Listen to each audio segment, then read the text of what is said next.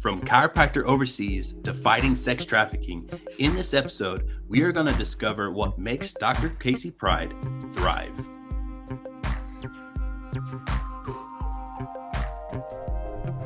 Is your health thriving, or is it merely surviving? Welcome to Thriving with Chiropractic, where we unpack conditions and lifestyle challenges in order for you to be the best version of health you can possibly be. I'm your host, Dr. Mosier, and my beautiful co-host is my wife, Ellen. Join us on this journey to thrive. Well, hey, folks. It's so good to see everybody. And I have a great friend of mine, Dr. Casey Pride. He has been phenomenal in my life. We actually graduated together, but we're going to learn so much from Dr. Casey Pride and really what he's been doing ever since he graduated. So, Dr. Casey, it is so good to see you, my friend. Dude, it's good to see you, man. I'm blown away by just the production on this thing. Your intro and the video, I love it, and so I'm honored that you think of me. Well, thank you. And I remember, and I don't know if you remember this, we were, living really side by side to each other when we were in school, and I was about to compete in a strongman competition, and I said, "Hey, Doc, I'm coming over, do your thing, right? Adjust me." Now you adjust, and I think you still adjust this way very differently than how I do. And it's not a right or a wrong thing. It's just different. But man, when you adjusted me and you worked on me from head to toe, I went into that competition and I crushed it. I hit personal records. I still remember that to this day. So yeah, I remember it too, man. I remember trading with you quite often, and yeah, you got great hands too. But yeah, I remember you going in and for that strongman competition and breaking all those records. That was awesome. Awesome. Well, thank you. Well, Dr. Casey, you've been around chiropractic your whole life, which some of us are a little jealous of, but because both of your parents were chiropractors. Mm-hmm. So this may be a silly question, but why did you choose for yourself to get into this profession? Yeah, and I don't think it's a silly question at all. I know plenty of people who their parents are chiropractors and they kind of choose a different path for themselves. But, for me, as you can imagine, I lived the benefits of chiropractic from birth. I mean, as soon as I was born and came out of the womb, my parents had me checked and adjusted by a chiropractor. And that was my routine from birth, literally until now, is getting checked and adjusted regularly from birth, whether I'm sick or not. It's just part of our routine in our home. We were always checked and adjusted by, usually my dad was the one who adjusted me, but that was always part of the routine. And I remember growing up and I was never sick, like ever. Like I was so healthy to the point that I almost like didn't fit in, with like when kids would be going home, they'd be getting sick during flu season and throwing up on their spelling test and all that stuff. Like I never did. I could probably count on one hand the number of times I ever went home sick. So it just, that wasn't part of my reality. I never took antibiotics. I wasn't getting the shots the other kids were getting. And even though I wasn't doing what they were doing, for whatever reason, I was experiencing life much differently than they were. And as I grew up, I started to realize what a gift that really was. And it kind of hit me one day, like, my parents aren't going to be around forever. And they're not going to be around forever to sort of guide me, in all my own personal health decisions. And what I do is very different. So I ended up choosing into chiropractic. I ended up deciding, this is a path that I want to go down, partially for my own well-being. But sure enough, I ended up being correct. My dad died 2 weeks before I started chiropractic school, and my mom died 6 months after.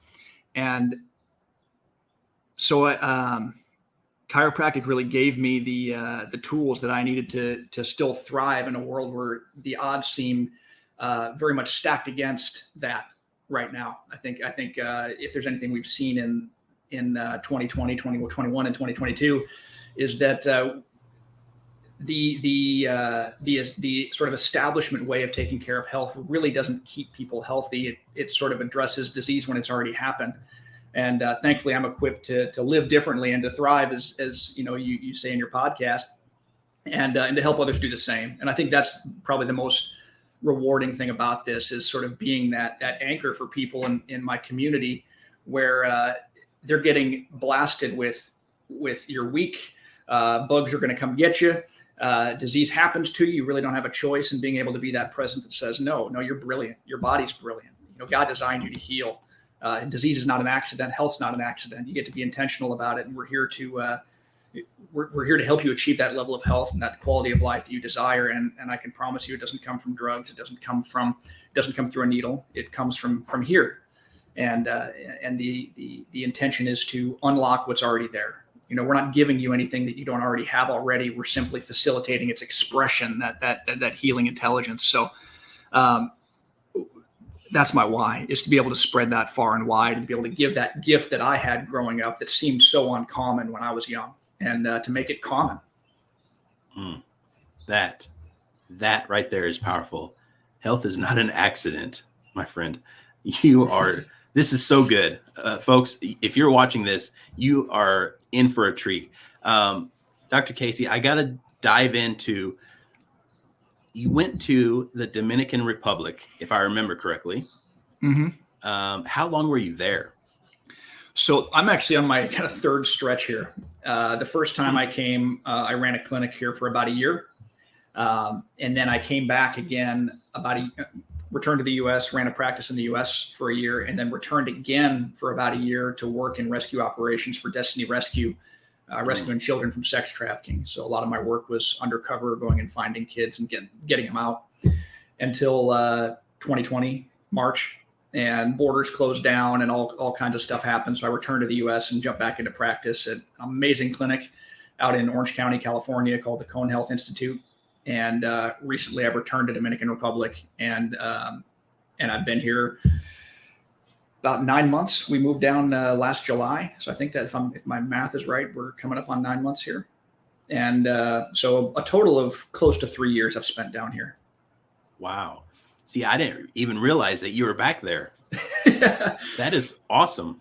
Yeah, we've kind of pinballed around quite a bit. Now, you said something, and we've talked about this before, but I want the audience to know, sex trafficking, obviously I want to ask, why did you get into this? What does that look like? Is that still a big issue? All these questions. Tell us more, please. Yeah. So I'll start with what it is, but it's basically the sex trafficking is basically you're selling a human to another person for purposes of sex. I mean, it's basically slavery for those purposes. And it's a massive criminal. It is expected to eclipse the drug trade in the next 10 years. That's how big it is. So it's that big. And so it's worldwide. It's and the thing that makes sex trafficking especially attractive to people who are in those types of industries is you can reuse the product. So if I sell you a bag of dope, once I sell you that bag of dope's gone, and I got to find another bag of dope to sell you. But you have a child, you sell that child to someone for a night, and then you can sell that same child again that same night, and or you can sell them the next night. And so you're basically able to reuse the product, which makes it a really lucrative and really disgusting business, unfortunately. So as far as how I got into it, I was actually down here in Dominican Republic with a bunch of chiropractors. I came to a seminar in Punta Cana with my friend Ted Corin, Dr. Ted Corin, learning Corin-specific technique, amazing technique. And I went to this market off resort property, because when I go places, I don't know about you, Chris, but I like to experience like the culture. I like to get off. I don't like just to stay in the bubble of the all-inclusive resort. I like to get out and actually experience the people and the culture. And we went to this crowded market that was nowhere near resorts. And so the only people around were locals, and which is the stuff that I like. And while I was there, someone approached me and pushed this young girl toward me and a guy I was with, and tried to sell her to us for sex. She was probably, if I had to guess based on looking at her, she was probably around 7 years old. And I'd never experienced anything like that before. And I've never experienced the level of powerlessness to help someone that I did in that moment. And so that really landed right here for me. And I've never experienced trauma like that. I grew up in a family with two parents who loved me, never experienced any kind of, exploitation or trauma like that. But experiencing that in that child just made it very personal for me. And I never forgot that. And so when I ended up practicing in Dominican Republic, practicing in Illinois, something was sort of calling me toward that work. It just felt like God's call. That's the best way that I can think to describe it. And I had connected with people with Destiny Rescue before, and I knew that they were starting work in Dominican Republic, which is a country I was familiar with. I knew they were looking for international rescue agents, who are the people who go in and undercover and find kids and get them out. And so just decided to apply and see what would happen. And I was looking at the job specifications, and, they want you to be, in good shape and have a, self-defense background and be, coachable and pretty smart. And I thought I was those things. So I sent in an application, and within 48 hours, I had an offer like, we want you to come and we want you to be an agent. We want you to go to Thailand and train. And I still had my practice in Illinois.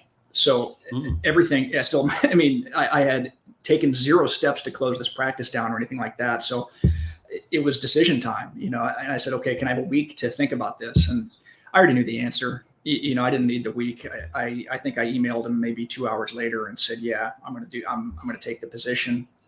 And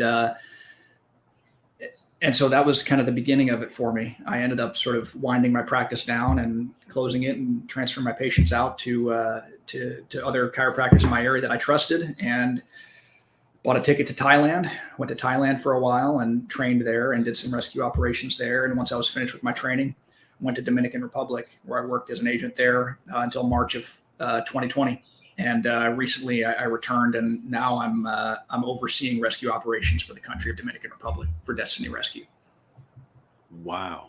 That is absolutely amazing. This is just me being curious, but have you been in some, I would say, hairy or dangerous situations? Yeah. Right now, it's more of a supervisor role, and I'm not going in there and doing it myself now. I have a team that I lead, and they kind of go in and do that stuff now. But yeah, when I was working undercover, you're in some pretty situations where you have to be careful. I don't want to say I ever felt like I was in danger, because you're trained well on how to manage the risk. You know how to do research on the locations you're going to before you go, and you learn how to enter buildings safely, and a lot of situational awareness training and self-defense training. And it never came down to where I was in a situation where I had to physically defend myself. But we had situations where it's like, we were always able to anticipate it before it happened. We could see stuff starting to go south, and it's like, okay, time to go, throw money on the table, pay for our drinks, and we're out. And so yeah, we're obviously not in safe places if we're going undercover into these places, but you learn how to be safe, as safe as possible, and how to make sure we always go in pairs at least. And so you always make sure that you're safe and your buddy's safe. Wow. Well, hey, Doc, I got to ask you, because you've been in practice in Orange County, California. You've been in practice in Dominican Republic. You've been in practice in Illinois. So you've been all over the place. What is your most memorable patient story? Ooh, I think it was one down here in DR, and it was actually as a student when you and I were in school together. I don't know if you remember, but Logan still did a mission trip to Dominican Republic. Yeah. Mm-hmm. And I don't know if they still do it or not. I heard they discontinued it. I hope they've resumed it. But I came down here with a team of classmates and people who were in clinic, and they took us into this slum. Dominican Republic is a beautiful country. There's some places that are just, there's poverty unlike anything that you'll see in the United States. And they took us to one of these areas where, it's literally trash everywhere. People are covered in dirt. It's one of those places that you see in pictures. And they had us set up in this armored building with this massive iron gate where we had guards to make sure that people weren't going to come in and, because obviously we're coming in, we've got equipment, we've got valuables with us. And so we've got, we're in this sort of armored building with this massive gate, and they're, letting people in one by one to see us. And I remember I was working on a gentleman. He was on my table, and they had our table, and then they had a seat for the next person in line. And this woman slid into that seat, so she was going to be my next patient. And she sits down and immediately just starts shouting at me. and just shouting in Spanish, which at the time I know zero Spanish. And so I have a translator. And so I don't know about you, Dr. Mosier, but when I'm working on someone, I kind of need, and I don't think this is really that crazy of an idea, but I kind of need that peace and quiet to be able to focus on what I'm doing. It's a very spiritual experience for me. And so when there's someone, shouting like 5 feet away from me, it's a bit distracting. And so I asked my translator, I said, what is she saying? Can you translate what she's saying for me? She says, she's saying that she's in a lot of pain and she wants to be seen right now. I said, okay, well, will you please tell her that she's next? And I will get to her as soon as I'm finished with this gentleman, and ask her to please be quiet until I'm able to take care of her. And so my translator relayed that message, and the woman quieted right down. She was great. I finished my adjustment, and this guy hops off the table. I give him a big hug, send him on his way. And before I can even turn back around, this woman has just jumped on my table face down. And I mean, I haven't even had time to change the face paper yet. So she's just face down, like, all right, let's go. Come on. And I'm on a Logan trip, right? So we got to do this like 37-point full system exam, where we got to examine every little thing about the person before we adjust them. And I always kind of found that to be a little bit much, but in this particular instance, I was really glad we did, because I got to really examine all the major systems of this woman. And we learn a lot of things in chiropractic school that we would probably call red flags, things that are, you see this and you refer them to a hospital, right? It's like, this is an emergency situation. And this woman was just a walking red flag. When we checked her, she hadn't gone to the bathroom in 8 days. First of all, she had a palpable mass in her abdomen that I could feel. She had a mass the size of an orange in her axilla here. All of her lymph nodes around her collarbone, above it and below it, were swollen, probably to the size of grapes. She had severe pain in her arms, legs, and her head. And the last thing she said to me while we were doing the history was she used to be fat and she lost a lot of weight very quickly, right? So it's like everything in our training would say, this person's probably going to be dead in 6 months. And thankfully, I had a clinician who was just awesome on this trip. And she was just like, go, you adjust that person. And so I did what we do, and checked her, adjusted her head to toe, did the cranials, did all the emotional work, but and the whole time it's just healing intent. I mean, as a student, we're not the greatest adjusters yet, but one thing I had was that healing intent. You know what I mean? It's that certainty and that love, and just gave her everything I had, and had her come back the next day, and had her come back the next day. We were only there 3 days. And the next day she came in and she'd gone to the bathroom, first time in 8 days. And she said that a lot of her pain was gone. And that was one adjustment. So we adjusted her again on day 2, sent her home. She came back the 3rd day, adjusted her again. And then I re-examined her out of curiosity. And Dr. Mosier, every single clinical finding I'd found was gone. Wow. I mean, she was still skinny. She was still skinny, but but she was going to the bathroom. I couldn't find the mass in her abdomen. The mass in her axilla was gone. All of her lymph nodes had decongested. They were back to their normal size. All of her pain was gone, and she just looked different. You know what I mean? She just had this. When you work on someone and they come in and they're real agitated and they're in that just fight or flight dominant state that people tend to be when they're subluxated, and it's just. And she came in, and the only word I can think of is just ease, where it's just that state of just ease and just ease of spirit, ease of body. And that was powerful for me. We don't see that kind of result every time we do what we do. We don't get to make that decision. That's kind of up to the innate intelligence of the body, and healing is between that patient and God. But when it does happen, it's like, wow, it's that reminder I needed of just how powerful this vessel is. When that nervous system's clear and connected, and that innate intelligence of the body can fully express. So that was probably my most significant memory. That is absolutely amazing. Just this morning, I had a patient, not as drastic as that, but she was just down, and I asked her, "How are you doing today?" And I'm okay. And I adjust her, and she immediately gets off the table, and she's just smiling ear to ear. There's there's power in what we do. Yeah.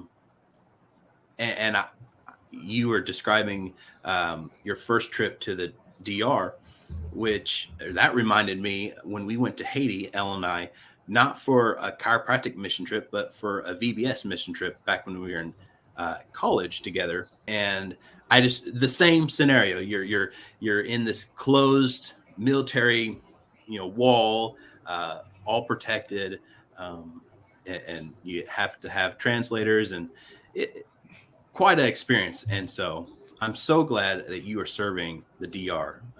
That's definitely an underserved community for sure. Yeah. Have you ever done a chiropractic mission trip? I have not, but I need to. Dude, I tell you what, if you want to for any chiropractors who are listening, who are like, maybe you're losing the spark or the passion, or you just want to do a mission trip, nothing will set you on fire for this more than a mission trip. I mean, do one. Just do one. I can't recommend it enough. And Dominican Republic doesn't have any restrictions right now, so it's a good place to come. Nice. I may just come down there with you, and we'll just hang out. You're welcome anytime, man. Bring a team. We can do a mission here. Awesome. I would love that. I'm serious. Well, Dr. Casey, so I've heard that you are speaking for chiropractic conferences, really all around. And so I got to ask you, what is having been through the experiences that you have been through with the sex trafficking, with practicing in different places, what is your mission in chiropractic? How are you going to leave chiropractic better? Yeah, well, I think chiropractic itself doesn't need to be better. I think people just need to know it. It can always be developed, and we can understand the science better, and there's always, ways to level up in the art and things like that. But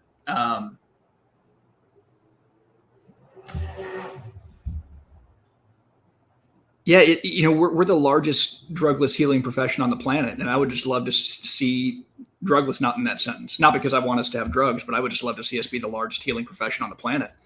And I mean, honestly, man, I think we're in the perfect position right now to do that. With what we saw in 2020, 2021, and now, two things happened that are huge. That have created a massive vacuum where people are looking for exactly what we do. And one of those is people are now understanding the importance of maintaining their health. Now, before 2020, when I used to speak that, people, I remember when COVID first happened, and I was doing a lot of social media and a lot of lives. And sorry, man, there's a motorcycle going by my once very quiet office here. I remember when 2020 first hit, and they were really making a big deal out of COVID and coronavirus and all this stuff.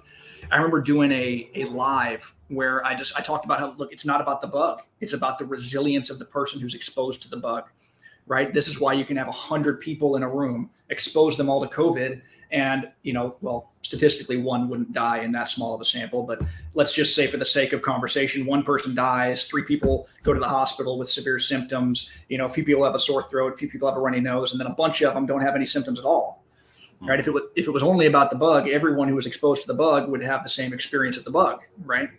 Mm-hmm. And so it's not about the bug, it's about the resilience and the adaptability.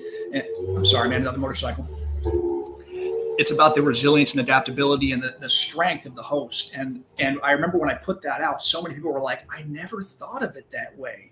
Like, that's really interesting. And now everybody knows it. People are realizing, who are the people who are dying of this virus? So it's the people who are extremely obese and diabetic, and they've got all these pre-existing conditions, and they're immune compromised, and they have cancer. And so people are waking up to this understanding. There's this mass awakening, this understanding that to maintain the health and well-being of the body is critically important for everything, not just your immune system and exposure to viruses, but just for everything. And so because of this mass awakening, thanks to people like Joe Rogan who were talking about it, and us chiropractors, people are really waking up to that, and they're really in a position where they're ready to take ownership for their health and responsibility for their health. And I mean, what is health? It's an optimal state of function and healing, not necessarily the absence of symptoms or disease, right? It's the optimal state of function and healing. nervous system coordinates and controls all function and healing. We are doctors of that. So who better than to step in and fill that vacuum than us, right?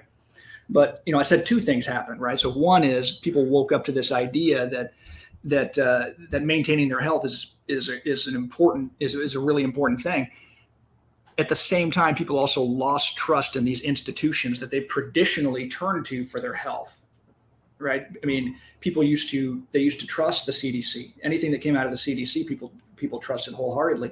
FDA, pharmaceutical industry, organized medicine, and we've seen a huge breach of trust where we've been told things and sold things and coerced into things, and we've found out that a lot of things have been exaggerated and flat out fabricated. And so, one, people understand they need to get healthy in order to be resilient, and two, they don't trust the traditional institutions they used to.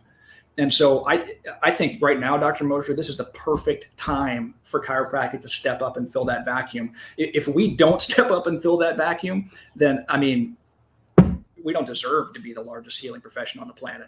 You know what I mean?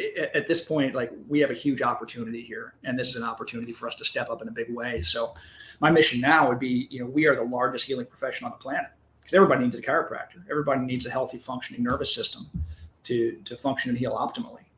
Period. That is, oh my goodness, that is so true. And so many of our listeners absolutely needed to hear that. And even here in small town Indiana, we are seeing the same thing. People are being woken up to the idea of I need to be healthy. I need to invest into myself so that I can enjoy my grandkids, enjoy my family when I'm older. And that's absolutely amazing. This interview has been phenomenal. Everybody, I hope you enjoyed this interview, and I hope you enjoyed Dr. Casey's story. And remember, you all have a story worth sharing. And I'll see you next time on Thriving with Chiropractic. Thank you for joining. We truly hope Thriving with Chiropractic is making a positive impact on your health and wellness. Please comment and share this episode. We would love to hear from you. And as always, remember, your